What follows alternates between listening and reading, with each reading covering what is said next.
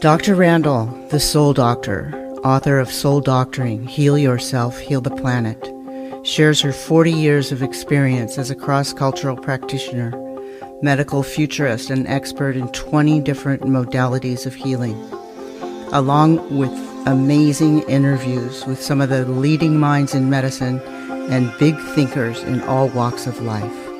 The stories of our lives are the woven energies of our soul's paths. They feed and ignite the spiritual light that nourishes the universal soul, the one mind, the cosmic consciousness where we all come together. This podcast is going to be a deep dive into the personal stories of people who have made significant contributions to the planet. What formed them? What moved them to become these leaders and innovators that inspire us so? I'm so excited to have Richard Greene on my show because, well, it's not often you get to watch someone on TV and talk to their mother before you have them on your show, which just happened, actually. I was watching him on Hamilton Electors, which he does every day, and I would recommend you to look at that. And his mother, I'm her doctor, so that's why that happened. But anyway, and we love the fact that there are MDs in the world that have traditional training who didn't stop at that and have continued to be lifelong learners and study all sorts of alternative things. And it makes no sense to me that we should not have integrative medicine being practiced by every medical doctor on the planet. So you are a pioneer, Gail, and I want to thank you for that. Well, thank you for acknowledging that. So it has been 40 years of not such an easy path sometimes, but and it's not. I mean, it's still. I mean, even in this battle that you know that I'm very engaged in, I'm just getting doctors and health authorities to recommend vitamin D supplementation. It's literally like pulling teeth. It's harder than pulling teeth because pulling teeth, you ultimately succeed. Yeah. We're not succeeding here. So right. Anyway. And that's that YouTube I want to send you. It has a guy lecturing, and he's not a slouch, that they're saying don't take vitamin D. That's Can you complete. That I'm sorry. I knew it would drive bullshit. You crazy, but it's just okay. But I want to talk about you. We know he's very passionate about everything he believes in. That's how he got to be the way he is. But I want to really get on the inside story on that. But it's a great pleasure to have this well-known expert on public speaking. He's an exquisite, amazing analyst of human communication. Anybody that works with him is so fortunate. He will sculpt your ability to communicate like no one else can. If you hear the things his students have to say, you'll understand what an incredible game changer he truly is. I would say, correct me if I'm wrong, but if you had a one-word bio, it might be redefiner. Right, and that's the name of my show, which is on Political Voices Network, and also in this Facebook live through this organization called Hamilton Electors, and it's called Redefining with Richard Greene. And yes, because you have done exactly that, Gail, which is why we have so much in common. I mean, you have redefined the practice of medicine by your example and by your deep study. And yeah, of course, not just me, but for a while it seemed like it was. Anyway, let me just say a few more things. Okay. Then we'll let him go. I'm not comfortable having people say things nice about me like that. Okay. Go ahead. Just have a glass of water. So Richard started out, the very essence of redefining when he redefined his own life. He's a lawyer. He went to USC, became a lawyer. People kind of ask me, like, you're a vested professor at UCLA and you're going to do what? So he's a lawyer from USC, highly trained. And he went to work with Tony Robbins. And he was so motivated. He worked with him starting from when he first came here in 1983 to give his first talk. And he got how important inspiring and motivating people around the world is. So he says, that's what I want to do when I grow up. He went to I'm still waiting to India. grow up, by the way. Well, I hope you never do, but in that sense. So he went to India, and I love this combination. And then he learned NeuroLinguistic Programming. Now that plus Tony Robbins, what a package.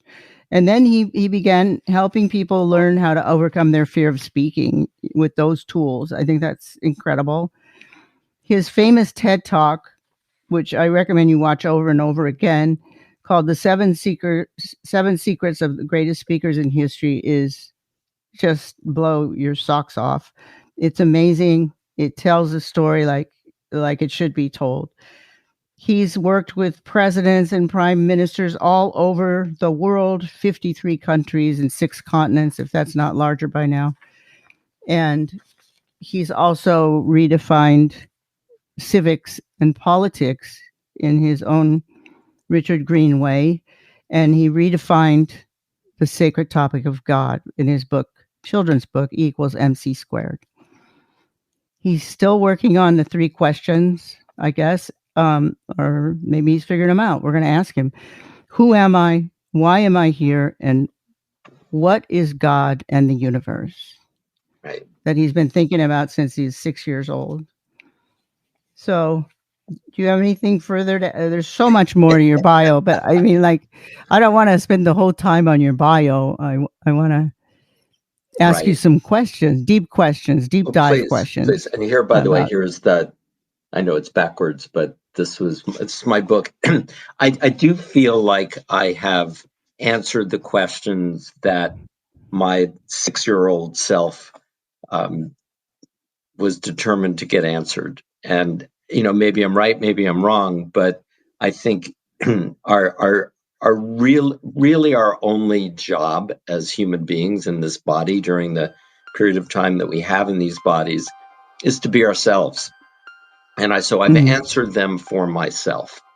And I think that journey is something everybody should go on. And I loved it. And I know you are a fellow journeyer in that way. So, but literally, you're right. I was 6 years old and I was lying in my bed in New Jersey at the time by myself. And I broke out into a cold sweat, literally at the age of 6, because my logical mind was trying to answer the question.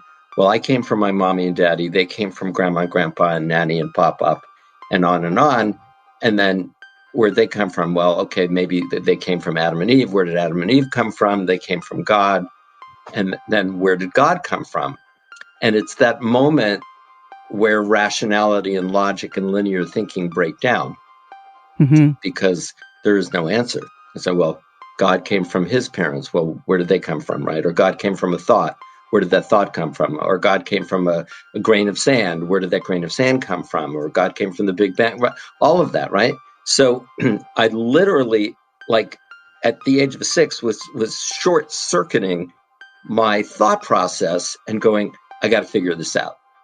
And, that was a few years ago. And as you said, I went to India and spent 3.5 months in India and Nepal. I spent 2 years with Tony Robbins at the beginning of his career. And I've had the good fortune of traveling around the world, 53 countries. I've not added to that list because of COVID. I haven't been on an airplane in over a year, hoping to do that again soon. But I do think that there are profound questions that we need to be asking ourselves and that we don't, because, and as a result, we are less rich as a human civilization. Those questions are, who am I? Why am I here? And what is God and the universe? In other words, what is this thing, right? I mean, Neil deGrasse Tyson, I saw a TikTok video from him talking about, are we in a simulation or not? And he posits that we're probably not, but maybe we are. But why are we not asking these questions? Why are we not constantly defining or redefining our existence and what's here, as opposed to just, dumbing ourselves down and numbing ourselves by watching, Netflix all day long? I don't understand it. I think there's such awe that is in this existence, from the fact that we have trillions of cells that are all miracles operating in our body, as you know, to the cosmos, the fact that there are trillions of galaxies. I mean, holy mackerel. So I've always, that's been my thing, right? To constantly not do everything I could to not go to sleep about the extraordinarily exciting and amazing and awe-inspiring thing that is life. Well, that's what we love about you. I don't know any other way to do it. And it drove my dad crazy. My poor father, who passed about 6 years ago, he was a meat and potatoes, black and white kind of guy. And he didn't understand that his oldest son was literally having these conversations like nonstop in his brain. And, but I loved him dearly and deeply, and he loved me. And, love created the relationship that really was quite beautiful between father and son. And then towards the end of his life, he started to go, and he literally said to me, one of my favorite moments of my whole life, he literally, when I was telling him about my theory about reincarnation, because he was on his way, out of his physical body, and, how the first law of thermodynamics, energy is neither created nor destroyed, and that he would exist forever and he would never die, even if his physical body died. And he looked at me and he actually took it in. He goes, and he finally heard me right after my whole life. And he goes, wow, you are a very wise person. It's like, wow. Wow, I kind of had to wait my whole life to get that. But it didn't matter. I mean, maybe he had to be closer to where that exists to get it. You know what I mean? A lot of people get it at the last moment, so to speak. Well, the greatest thing was not that he acknowledged me. The greatest thing was that I was able to contribute something to him in that time when he was having real questions, because it was right around that time he literally was being able to, the veil had thinned out so much, he was literally able to see my grandfather. And he literally looked in my eyes a few days before he died, and he said, is he alive or dead? And I said, who, Dad?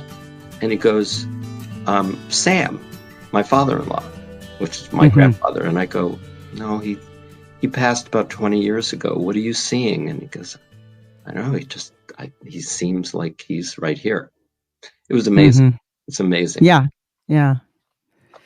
I've seen things like that, and they give me great confidence in that, there is something besides this place called Earth, but this place called Earth is very important. We have to do what we came here to do, but there is, I've seen it with my brother passing, and I had a near-death experience at birth. And I saw the other side, like right away. Yeah, I saw the other side.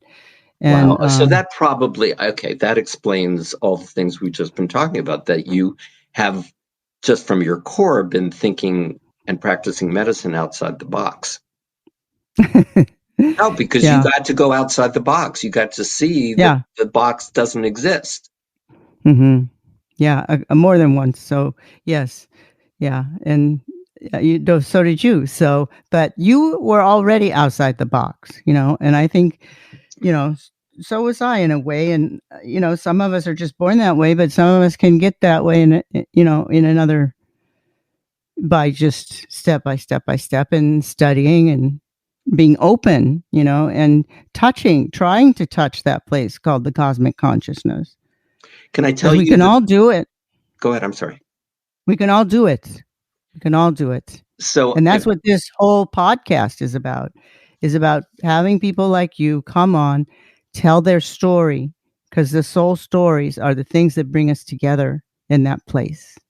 So and that's where we're going to heal the earth from. Thank you. And the truth is, you can't even properly address the day-to-day challenges in your life if you don't have a proper perspective on what your life is and Mm-hmm. what is the deeper meaning of every single thing that's going on. And I just wanted to share, I've had a few experiences. When I was 16, a friend of mine who was always up for adventurous things, he lived right down the street. He was my best friend, Michael. And he goes, let's go, because the Beatles at that point had started to talk about transcendental meditation. Mm-hmm. And he goes, let's go. And we were both 16. Let's go learn how to do transcendental meditation. And they had a center in Westwood at the time. And it's like, oh, cool. It was like $300. And it was in like 1970. And so I went to my parents and I said, oh, Michael and I want to learn how to meditate. And, I need $300, and I wasn't even at that point working. And they go, and my parents, I don't remember who said it, said, what? No, we're not giving you $300 to meditate. If you want it, you got to earn it. So I said to Michael, I said, give me a little time. I'm going to earn it. I don't remember what I did, but I earned the money. And I started meditating and really following like Alan Watts, listening to his lectures and understanding, and then having meditation experiences. And I had a number of experiences. But the most profound one that really convinced me that what you and I are saying is true, that this non-duality experience that you probably experienced in your near-death experience was actually taking a psychedelic that, and I want to preface this by saying, I do not believe in taking any plant medicine or any psychedelic under anything but sacred and deep, safe, guided experiences. And this particular one, which just was calling to me, and I had a dear friend, and his girlfriend was a pharmacist, a PhD pharmacist, and got some legal substance from Canada where it is completely legal. It's 5-MeO-DMT, and it's called the God molecule. And it was one of the more extraordinary things. Mike Tyson talks about it. Joe Rogan talks about it all the time on his podcast. Tony Robbins talks about it. Please, don't do that unless you have total faith in someone who can be there and guide you. But it's a very quick up and down. But the bottom line of it is you get to experience in a complete, authentic form non-duality. And it's unbelievable, and get that sense of I am everything and everything is me, and there's no outside, there's no inside, everything is one. And the Jewish prayer, the most sacred Jewish prayer that I actually said over my father after he passed is the Shema Yisrael Adonai Eloheinu Adonai Echad. Hear, O Israel, the Lord our God, the Lord is one. Right? And that has been misinterpreted, in my opinion, to be like, oh, there's one God, right? There's not a whole bunch of gods, there's one. Instead of 50 or 100 gods, there's one. It's like that makes a big difference. No. The essence of that, I think, in a deeper Kabbalistic understanding, is that the Lord is one. In other words, everything is one. Right? Every soul is like a cell in the body of that which is the all that is, right? And that may sound, trippy or whatever, but I think that, Deepak Chopra talks a lot about it, and a lot of great teachers talk a lot about non-duality. And one last thing on this, I had the honor of coaching a client of mine who was giving a TED Talk entitled the most dangerous 4-letter word in the English language. And he did a TED Talk on that. And that 4-letter word is them. THEM. And that sense of anytime you think of whether it's an animal or a human or anything as other, right? It gives you permission to treat them in a way that's not, from a spiritual standpoint, accurate. In other words, you lose connection to them. Right. Well, I talk about it too in my book, the one God. the one mind, the cosmic consciousness. Right. And that's what that's what we're doing right now. So what is your sole purpose, Richard Greene? Well, I think I've been practicing it, and I think it is to use. I think everybody's sole purpose is essentially the same: is to use whatever gifts you've been given, right? Your artistic gifts, your physical gifts, your emotional gifts, your intellectual gifts, to contribute that which only you can contribute. In other words, be thyself and to thine own self be true. I mean, you are a non-repeating, once in a universe experience. Mm-hmm. There will never be another you. You could clone you, but you're going to be living in a different time period. You're going to have different experiences that are going to help form you. So that which you are is completely unique. And that's one of the bits of advice that I give people who are afraid of public speaking. It's like, I don't have anything valuable to share. I said, that's absolutely not true. You are the world's leading expert. In fact, the universe's leading expert in your particular perspective, which is born of your genetic makeup, but also your experiences, some painful, some happy, but your hard-earned experiences. And your job, I think we have two sole purposes. Your job is to share that unique perspective, those unique talents. And then the other job I think we have is to learn. I think we come into a body to gain experience so that we can then, in a macro sense, everyone can add those experiences that are being gained, and we can continue to grow and evolve. The universe is physically evolving and growing and expanding. And on an emotional level, on a spiritual level, I think we as consciousness and component parts of consciousness are doing the same thing. So I think so obviously I have a lot to learn.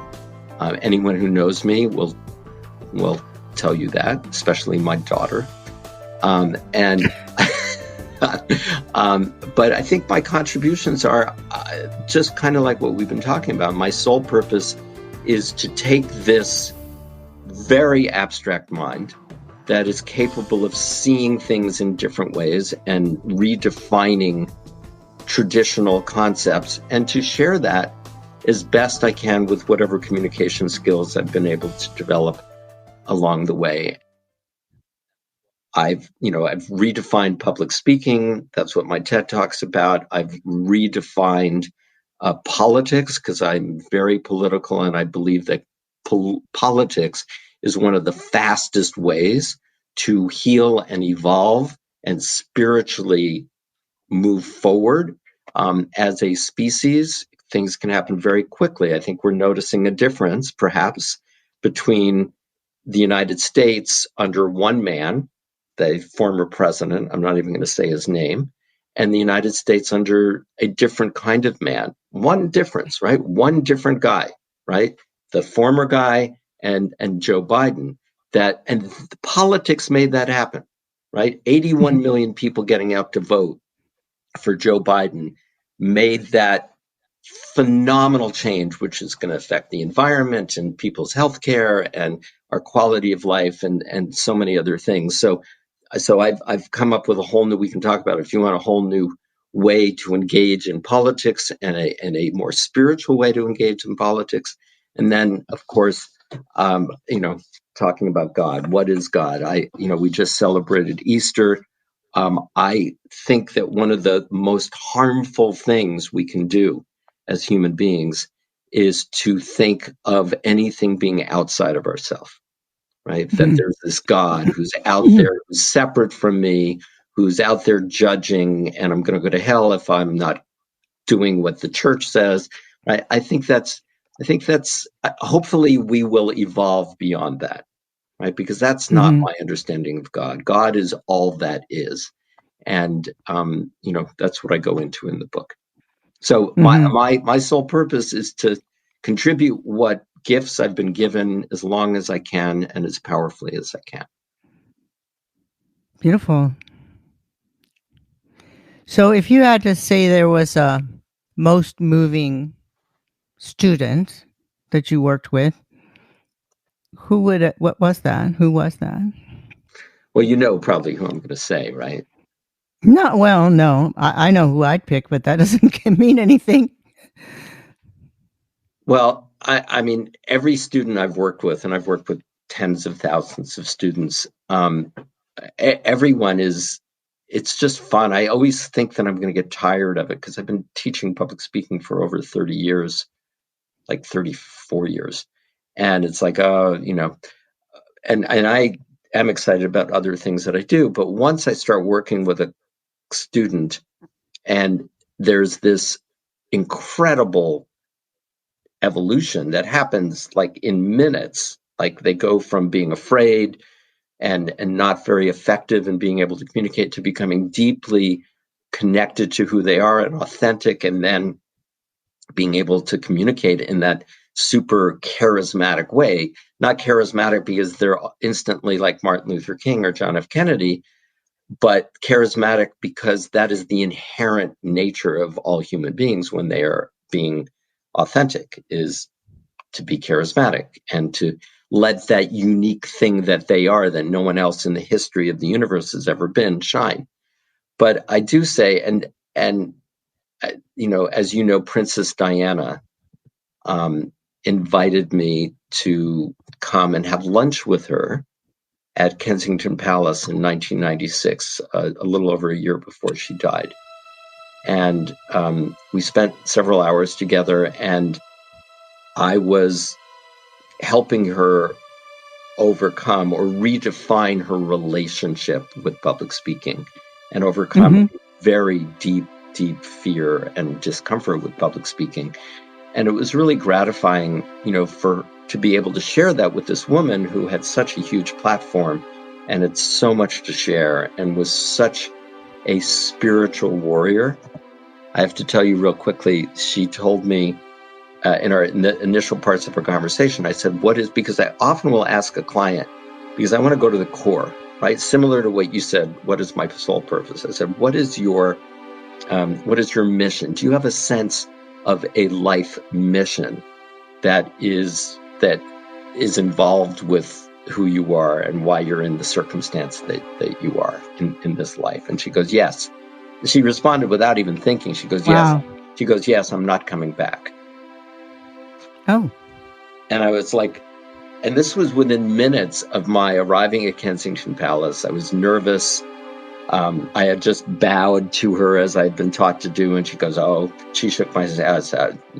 Just call me Diana. I said, Your Royal Highness, just call me Diana. What do you want to drink?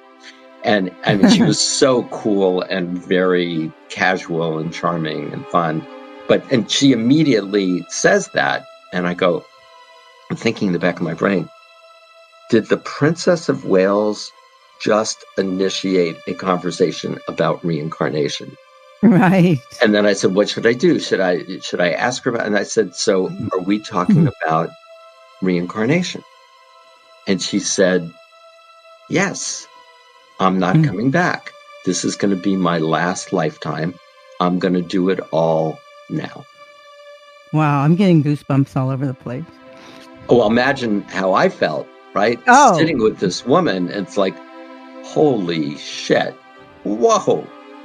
And that was the beginning of our 2 hours together, and we just got into it. We were talking about Deepak Chopra and the purpose of life, and her fascination with going to visit her then boyfriend, who was a heart surgeon, or maybe it was an ex-boyfriend at that time, and watching him do heart transplant surgeries, and just this fascination with the heart, the Queen of Hearts, right? And life and death and all of that. And it was amazing. And then to be able to share with her, because she was very intimidated by Prince Charles. She goes, oh, Prince Charles, Charles can just get up there and tell a story and blah, blah, blah. And I said, he's got nothing on you, Diana, because when he's done with that story, there's not a lot there.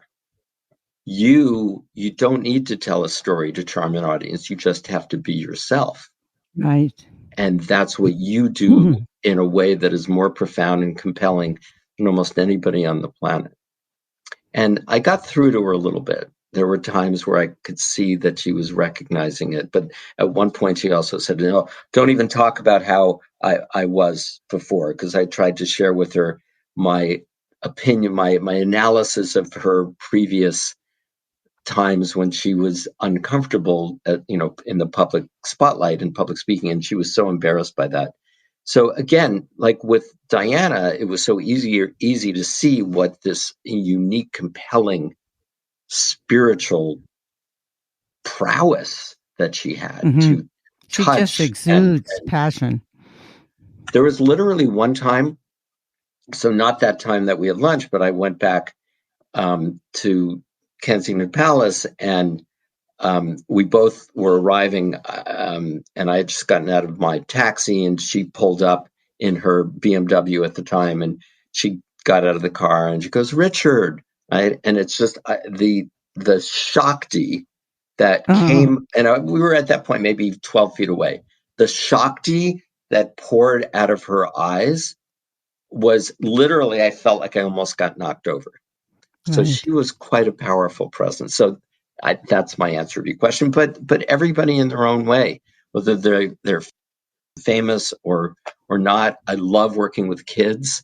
Kids are amazing because they're so natural and so raw, and they can go from being totally afraid and uncomfortable to being like superstars in like 5 minutes. But so can everybody else, not just kids. Yeah, but you touch those points that open people's passion, I guess. It's all about, so I have these 7 secrets of public speaking that I talk about in my TED Talk. I'll go through it really quickly. So secret number 1 is the power of words, and that words are important, even though they actually only communicate 7% of the impact that you have on another human being. But the best way to use words is the telling of stories. So secret number 1 is stories, stories, stories, stories.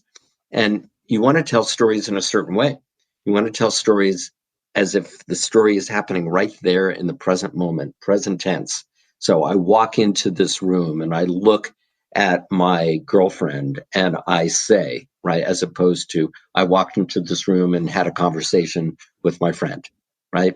So present tense, lots of detail, and then conversations. As much conversation, and I'm even self-conversation. So I'm thinking to myself, oh my goodness, what's going to happen now, right? So the more that you can do present tense, lots of detail and conversation, the better storyteller you are. And stories are the things that human beings most respond to. They'll remember a story you told for years. I have people come up to me after like 6, 7, 10 years go, oh, I remember that story you told about Bill Clinton or whatever. Okay. Secret number 2 is voice tone, as I'm clearing my throat.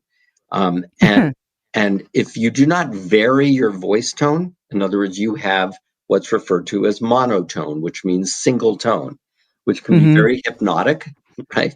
And you can literally put your audience to sleep. So you want to vary your voice tone, like Adele singing, right? Sometimes high notes, sometimes low notes, sometimes loud, sometimes soft, sometimes fast, sometimes slow, right? So the more variation, the more pausing, and the more punctuation that you can have in your voice tone, the more you're going to engage an audience. Number 3 is body language. You want to be standing up or sitting up.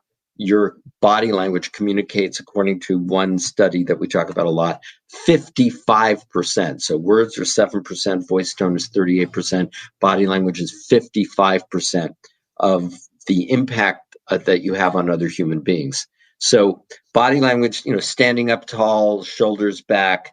But the most important thing about body language, and this was a redefinition. When I started teaching public speaking, the advice that everybody was given was, so that you're not distracted by or intimidated by the audience, you want to look over the heads of your audience, or, and a lot of people have heard this advice, imagine that they are naked, which is so problematic for so many reasons. right? Depending on who the audience is going to be. I mean, but the key to it is that old advice, which was the gold standard for public speaking, that implies that the way for you to be a better public speaker is for you to create a hierarchy where you are better than them, and for you to diminish and discount the very people that you are there to help. You're there to share information, perspectives, wisdom, whatever, to inspire people so that they can do things differently as a result of having spent some time with you and hearing your perspective, and you share what you have to share. So looking in people's eyes is the most important body language thing that you can do in a real life public speaking situation. And also, it's hard with Zoom or in a virtual conversation like we're having. So I have to make a choice when I'm talking, Gail, to look in your eyes where I'm going to look here, right? But then no one, including you, is going to get to see my eyes. So I have to artificially imagine that you are on the other end of that camera lens, which is here and not where I'm seeing you on my screen. So that's just a 2021 update on public speaking. Secret number 4 is what I call the laser compelling message. What is your message? You have to treat it like a headline, and it needs to be lasered, and it needs to be compelling. Martin Luther King, I Have a Dream. John F. Kennedy, ask not what your country can do for you. Franklin Roosevelt, the only thing to fear is fear itself. So those are some historic examples of great lasered compelling messages that you can build a speech around and kind of loop back and make it feel very circular and complete for people in a very deeply emotional way. Secret number 5 are the 3 different ways that public speakers communicate, and that we communicate with anyone. I mean, for example, you would not go to a coffee. Remember when we used to have coffees or cocktail parties, and you wouldn't immediately start doing a performance or a presentation. You would come in and you would, in a very conversational way, address people, say, how you doing, blah, blah, blah. Listen, I have to tell you about that. But right. So bad presenters, bad public speakers do a performance at an audience. Somewhat better performers or speakers do a presentation to an audience, right, where you're presenting information. That's the norm for business communications. But the great people like Bill Clinton, Ronald Reagan, Barack Obama are having conversations with.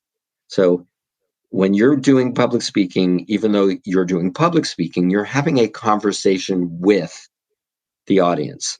You can pick an individual person, have a conversation with them, pick another person, another part of the room. So that sense of just, you use different words, your voice tone is going to be different, you're going to be more relaxed, you're going to overcome your fear to the extent that you can just, secret number 5, have a conversation with people. Secret number 6 is where the NeuroLinguistic Programming aspect comes in. There's 5 different parts of our brain, 5 senses. And in NLP, those are broken down into 4 communication languages or modes. There's visual, which is high energy. Look at this. Oh, I can see what you're talking about. That would be a Tony Robbins, kind of a high energy communication. Then there's auditory, which has to do with sounds and thoughts, and it's a more conversational mode. Okay, listen to this. Let's talk about this. So when people use those words, that they're either in the first example in the visual part of the brain, the second example in their auditory part of the brain.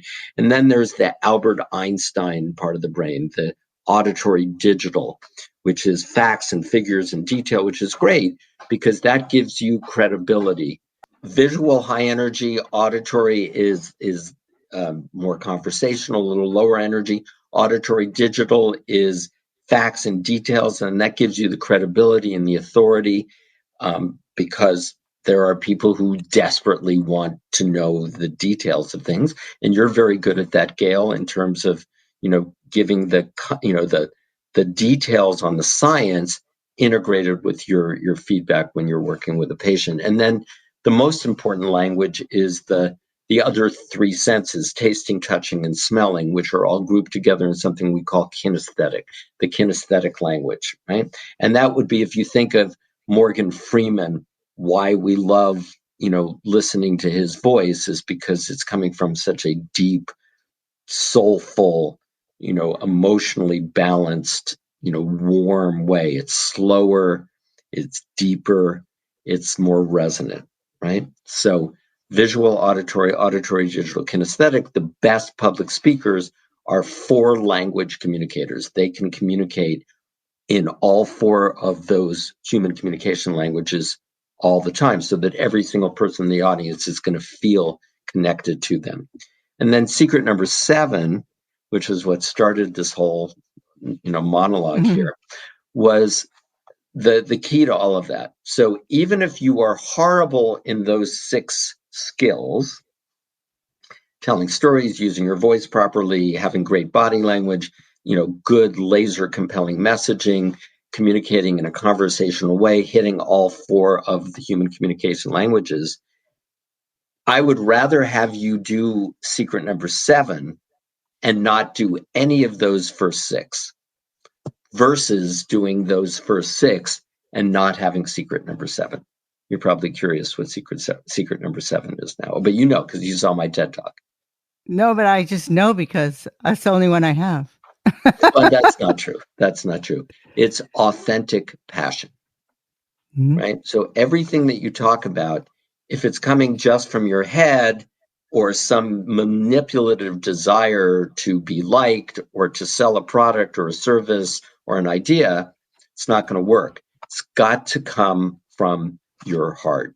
It has to be something that you are not just passionate about, but authentically passionate about, which is really what makes it so fun when I'm working with all these business people and they've got these technical financial PowerPoints that are very detailed and they're just droning on. I say, okay, so stop. What is it about this thing, this fact, this PowerPoint point that you are authentically passionate about? And the best way to do that is to ask them a question. Say, what to you, not to somebody else, but what to you is SFC about that? Do you know what SFC stands for? So frickin', however you want to say that to yourself, because that is a non-linear, non-intellectual way to access your gut and your heart. What is so frickin' cool about this? And then you come from that place, and that spiritual, solar, heartfelt energy is the thing that will propel you and power you through and overcome your fear and overcome any sort of resistance you have, because the real purpose of you speaking is not to aggrandize yourself. It's not about you. It's about them. It's about contributing something of value. You're giving a gift. Would you be concerned? Would you be scared if I said, there's 100 people there, here's 100 fresh $100 bills, and all you have to do is go to the audience and give a $100 bill to every single one of them, right? Here's you get a car, right? That kind of thing. No, you'd be excited because you're giving a gift. You're giving something of value that they're going to appreciate. It's going to benefit them. And so the question is, if you're standing up and you're speaking and you're taking somebody's time, right? Unless you're giving $100 of value, why waste your time and why waste their time? So you got to focus on what's in it for them. What is it that I am sharing that can help them? And what is it that I am passionate about in that process? And that's where your speech comes from. And that's essentially how you touch people and become a great speaker. Well, that's about service. That's what we all came here to do. Right. And that goes back to that thing you said, what's your sole purpose? It's to contribute. Did they call you Richie? Did they ever call you Richie? Well, I started at Ricky, and then when I was bar mitzvahed at the age of 13, I became Rick. And then when I became a lawyer, I evolved to Richard. So those were my three stages. So what did little Rick, what really, have you always been like this? So what made you, this little kid that, had to know the answers to these 3 questions, what was the influence? What shaped you? What made you like that?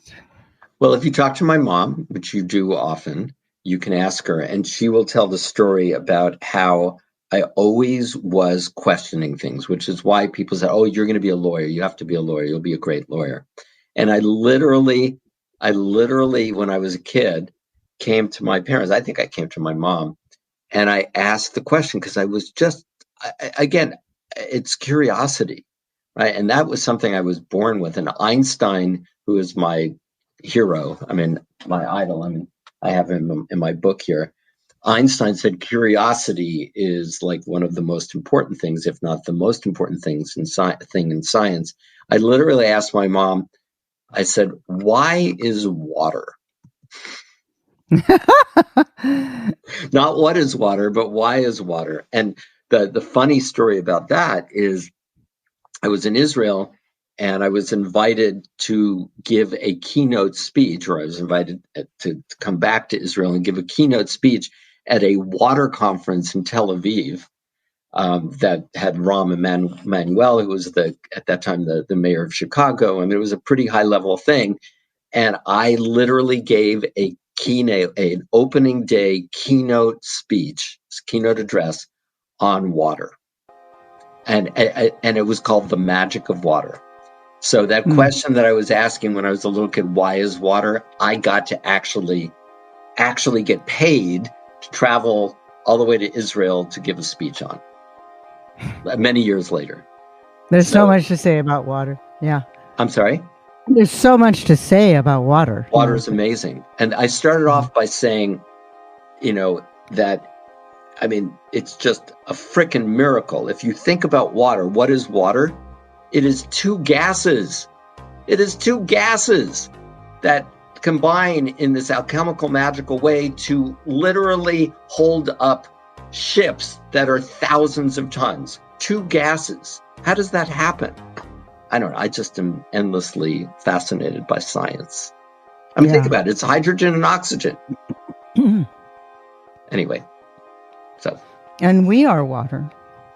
We are mostly water. Right. And the Earth is mostly water. Certainly. And the work of Dr. Emoto, right? Yes. And how water is this communication vehicle. Well, it carries energy, good and bad, and it'll show you. Mm-hmm. Right. And I do think I've been trying during quarantine, I've really been focusing a lot on drinking more water. I'm sure you would suggest that.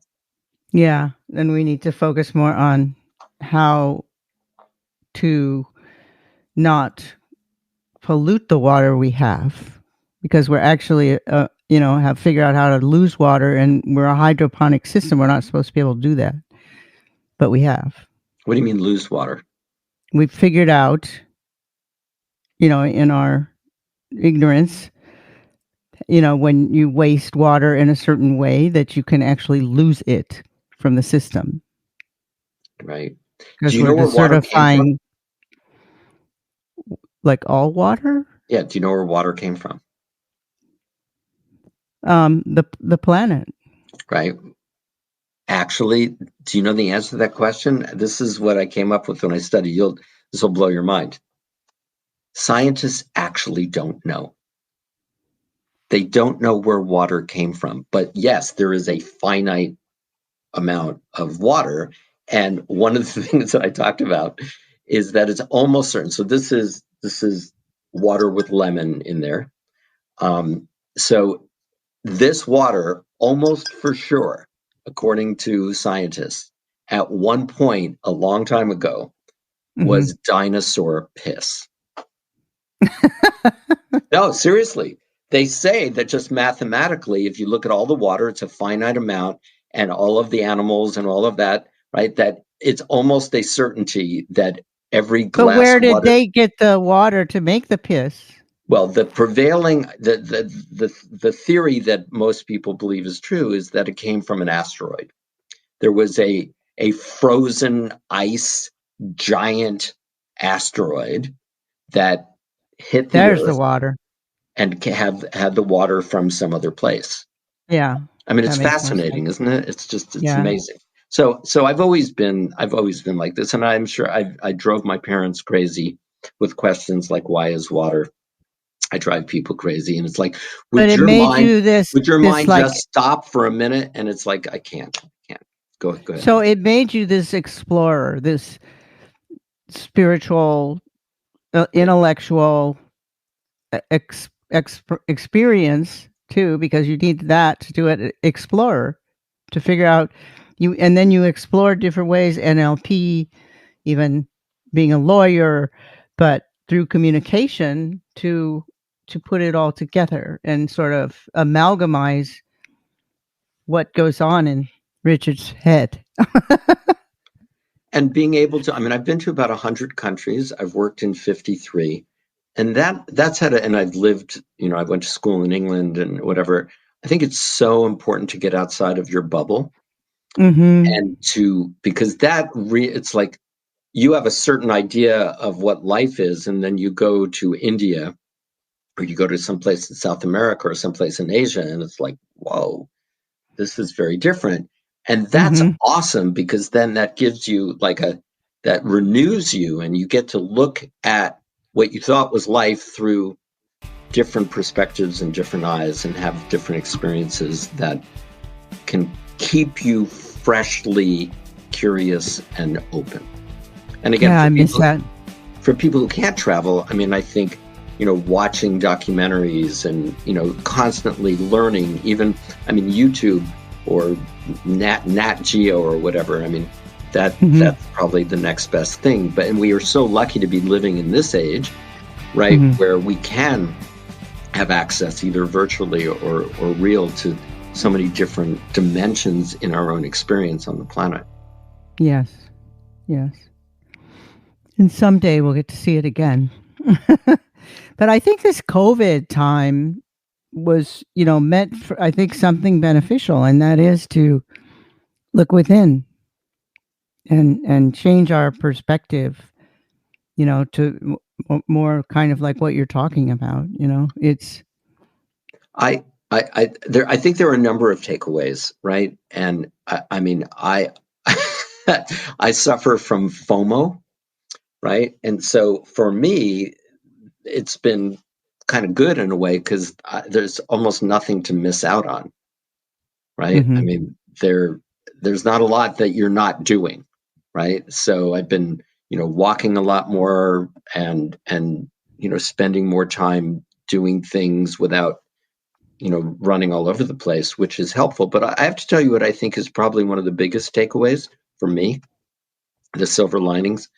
I think it's become abundantly clear to many people that our entire healthcare system and our approach to healthcare is fundamentally flawed and desperately in need of being redefined.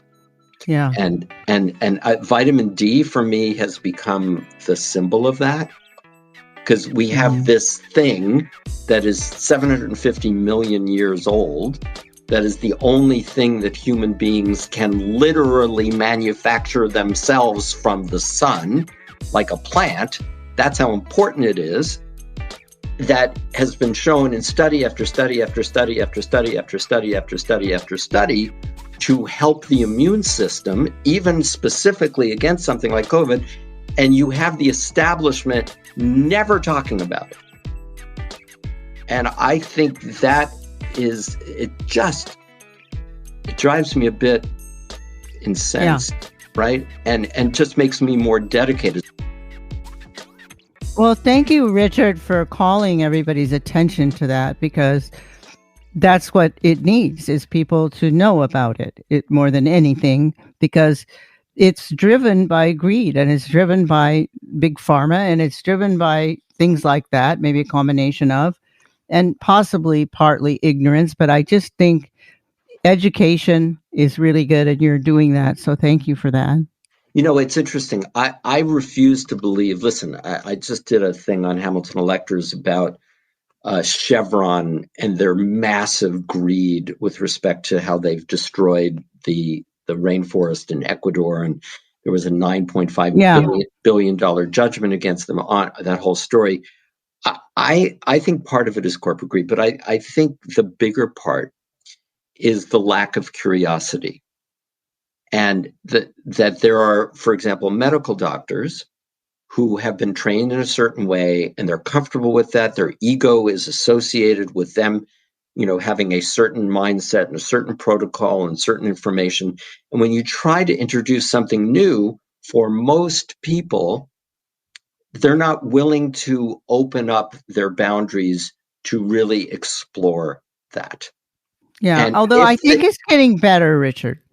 Look, back in the day, 40 years ago, when I was doing it, 30 years ago, people thought I was from Mars or something, and I used to get on national television just because I'd say words like, ready, spirituality, or, integrative medicine. It's like, what the, and, now it's a real thing. I'm board certified in it, so it's happening. It's just not at the rate you want. I agree, but. Right. And the thing is, listen, you can overdose on supplements. You can do things that throw your body out of balance, but very rarely. Very, very rarely, and certainly with the case with vitamin D. But so I'm not advocating, for example, that there is not a silver bullet approach, but I think the answer to everything is education, right? Education, education, education. And if we just opened ourselves up and said, okay, well, let's look at, is it possible? Is it possible? Let's ask a question. Let's have Dr. Fauci, who admitted that he himself takes vitamin D every day and he takes 6,000 IU, which is a lot, right? That's 8 times the recommended dose. He admitted that to Jennifer Garner on her Instagram Live, back in September, but he won't talk about it. Why? But I mean, heroes. There's a lot of things people won't talk about. Heroes would, a heroic approach would be, you know what? Let's have a conversation about it. Let's not only be so fixed. It's about masks and vaccines and social distancing. Let's open up to other possibilities. And let's talk to people like Dr. Gail Randall and Deepak Chopra, maybe even Zach Bush, who I don't always agree with. But let's actually, we've spent over a year, missing the opportunity to have a fundamental redefinition and reevaluation of health. Let me just say one more thing, because this bothers me even as much, or maybe even more than vitamin D. The CDC itself came out with a study saying that 78% of the people who are suffering severe reactions, severe cases of COVID over the past year plus, and dying, 78%, which is statistically mega significant, large, are either overweight or obese. I'm a lawyer. I'm not a doctor. I'm not an epidemiologist. I'm not a public health specialist, but it makes no sense to me that if we know that being overweight increases your chances of getting really, really sick or dying, why in the past year would we not have been telling people to exercise and watch their diet and eliminate carbohydrates and sugars and sodas and things that we know will make them even more overweight? Right. And well, this is not new, Richard. I mean, 70% of disease. Okay, 70% of disease, obesity being one of them, is caused lifestyle. from it's caused from food, which includes nutrition, which includes vitamin D, which includes not getting the proper nutrients and carrying around too much weight, and the 65 million people that have diabetes, it's from that. It's from meat. It's from industrialized raised meat. Right. And you and I love, one of the things I love about you is how you have really put your reputation on the line to recommend to your patients for a long time to do something that I've been doing for 37 years, and that is to, be plant-based. Or at least use a regeneratively farmed, but not very much meat, which helps the planet. brings the carbon back in the land instead of desertifying the land. But right. And we could talk for hours. We could, and just one thing on that, because one of the passions in my life is animals, and I believe very strongly that in a fairly short period of time, we're going to look back upon how we, as human beings, treat sentient animals, cows and pigs and birds. We have to. And on factory farms, and we're going to be ashamed. It's going to be not only that, but where do you think these pandemics come from? Also that. But even forget the health consequences of it, just the abject it's eating our own misery. I call it eating our own misery. It's horrible. Right. I agree with you 100%. And that's why, I mean, films, like Earthlings and even Game Changers and whatever that are shining the light on how we treat animals. And my dear friend, friends in Congress who are trying to, they're actually, Cory Booker and Elizabeth Warren have sponsored a bill to phase out factory farming by 2040. Did you know that? I'm so happy. And I love people like Joaquin Phoenix, using his time, when he was getting his awards for the Joker to talk about that. I mean, it's just, we need to redefine so much of who we are as a civilization and as a country and individually. And it is frustrating. It's good to speak these things out. So listen, we could talk for hours, but let me just say one more thing. I said we'd go until it's meaningful, but I mean, that's not meaningful because we could keep talking for another hour. But I want to ask I just want to say one more thing, which is, and then I'll take the question. So it's so many people during the 4 years of the previous president who would say, how could you pay attention to that? I don't want to pay. I don't even want to see him. I don't want to watch TV. I don't want to watch the news.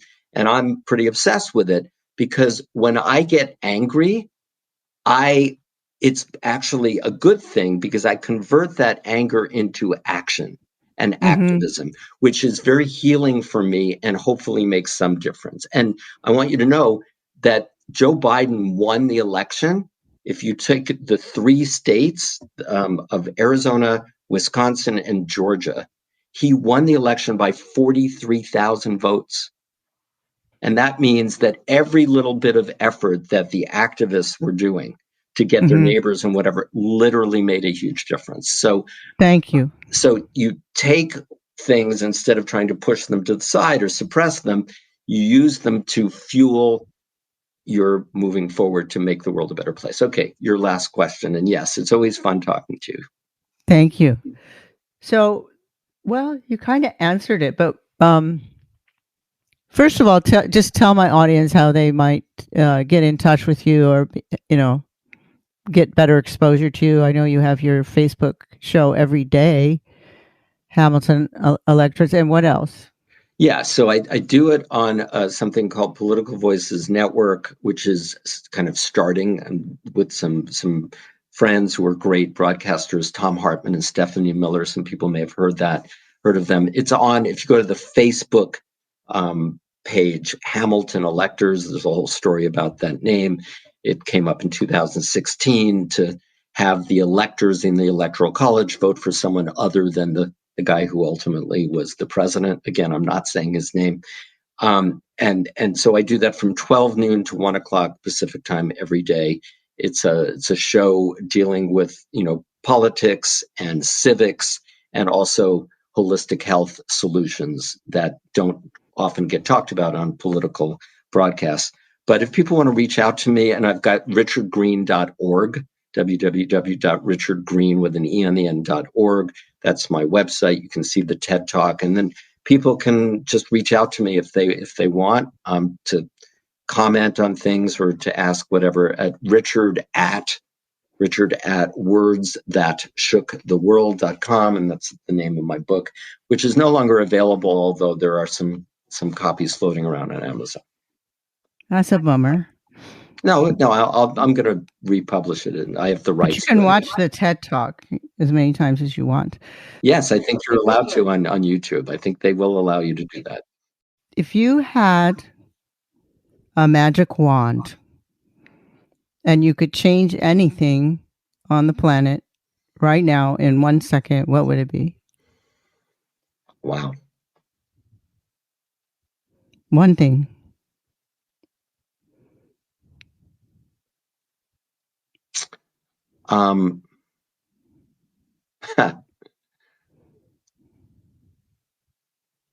What I was going to say was what I had just said, which is I would instantly end factory farms. Right there. Boom. Thank you. All of a sudden, boom, factory farms are done. Oh, that would help the atmosphere. That would help the whole planet instantly. Climate change, everything. If I really only had one kind of I dream of genie wish, it would probably be that in the 2022 midterms, which is our next chance to participate in political activism in the most profound way, which is by voting, that Joe Biden, who I think is an extraordinary guy with a great heart, that he would have an even stronger Democratic majority in the House, and I'll explain why, in the House, and significantly bigger majority, and maybe even 60 Democrats in the United States Senate. I would say 62, right? Because then we wouldn't have to worry about Kirsten Sinema and Joe Manchin, who were the ones who were creating some issues. And the reason that I think that's so important is because if we had a more loving, conscious, environmentally focused, animal rights focused, racial diversity and justice focused, etc., national politics, there is nothing we couldn't do. So one of the other things, and I'll end it on this, that my redefinition of politics is that I figured out that you can understand everything you need to know about civics and politics with one number, not even a word, just one number. And so I created this little website called 279forchange.us, 279forchange.us, to like change us. It's a little out of date, but you'll get the point. And the proposition there was that in America, if you have 218 people in the House of Representatives, for example, who would be willing to pass Cory Booker and Elizabeth Warren's Factory Farm Reform Act, right? That would pass the House of Representatives. Then all you would need is 60 people who also share that passion to end cruelty or to do whatever, right? Could be anything, raise the minimum wage, et cetera, whatever you want, address climate change in an even more, mandate regenerative agriculture, right? Every corporate farm, right? ConAgra, whatever, Cargill, within 3 years, they're not allowed to use glyphosate or Roundup. They're not allowed to do any of the traditional horrible farming. They can only do regenerative farming, and that would draw down more carbon than almost anything we could do in a short. And just FYI, a lot of people say, well, we don't have enough land. And I spent a lot of time investigating that. In fact, that's not true, because the way they do the grass and they only let them eat the tops, we can raise more cattle on less land. If we had 279 people like a Cory Booker or Sheldon Whitehouse or Ed Markey or Elizabeth Warren or Bernie Sanders or people or AOC, people might want to hate her, but people who really understand, or Greta Thunberg, right, who really understand the climate emergency. If we had 218 of those in the House, 60 of those in the Senate, so they could overcome a Mitch McConnell Republican anti-environmental filibuster, which is the only tool they have to keep the minority in charge, which is what McConnell's goal has been, and he's been very successful at. And then you have that one extra person. So 218 plus 60 is 278. Then you have Joe Biden, who will sign those things, right? Because he's a good man, and he seems to really have understood the power of the environmental movement and how important it is. we could do anything. Yeah. We could do anything on a national level, and that would filter down to the states and the local governments, or completely override, like the horrible voter suppression laws that they're having in Georgia and Arizona and Texas, et cetera. So my wish would be, the first result I'd like to see is the ending of factory farms, because it just hurts me to see those videos. It just is painful. I can't even do it. But the way to do that is by understanding civics, engaging the 80 plus million people who would have most likely voted the right way, most of them, who didn't even engage in the system, and to elect people who will accomplish the things that we want to accomplish, and have a politics based on the end zone, on specific issues and specific bills, not on parties or politicians or politics as usual. So that's my... I can't thank you enough, Richard. Thank you so much for your wisdom and your passion, and just keep leading us in the right direction. Okay. Thanks so much. Thank you, Gail. I'm Dr. Gail Randall, creator and host of Soul Stories.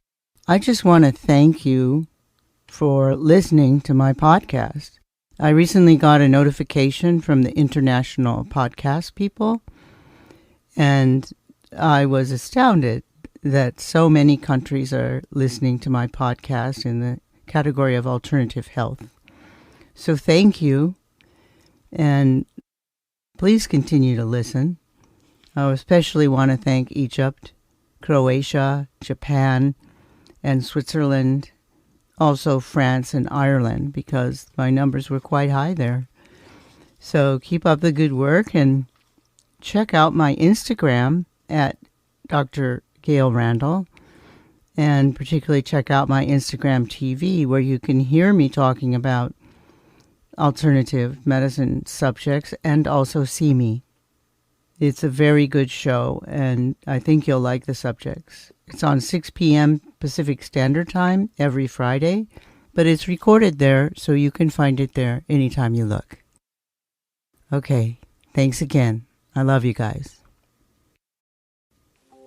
This is Dr. Gail Randall from Soul Stories, and author of Soul Doctoring, Heal Yourself, Heal the Planet. I want to thank Saltology, our sponsor, at bathsalt.com, which fits perfectly into my medicine bag as it, like me, calls upon the ancient wisdom and modern technology to heal, especially with the stresses and ills of our modern times. The Bokek brand uses organic salts combined with organic essential oils sourced from ancient Egypt to provide a perfect remedy for your bathing ritual and healing from modern stresses. The Relief RX brand is a unique one-of-a-kind healing salt that uses organic CBD, treated with a unique emulsification process to create nanoparticles which easily enter the skin to most effectively heal and relieve aching muscles and joints. Whether from chronic inflammation or just a rough workout, this is the perfect healing bath, especially when you add the organic essential oils of neroli, lavender, eucalyptus, or grapefruit. Your body, mind, and soul will be lifted and soothed like never before. Go now to bathsalt.com. I also want to give special thanks to Larry Antonino and Agora Borealis Recording Studio for music and score, and also to closetotheearth.com for IT and computer assistance.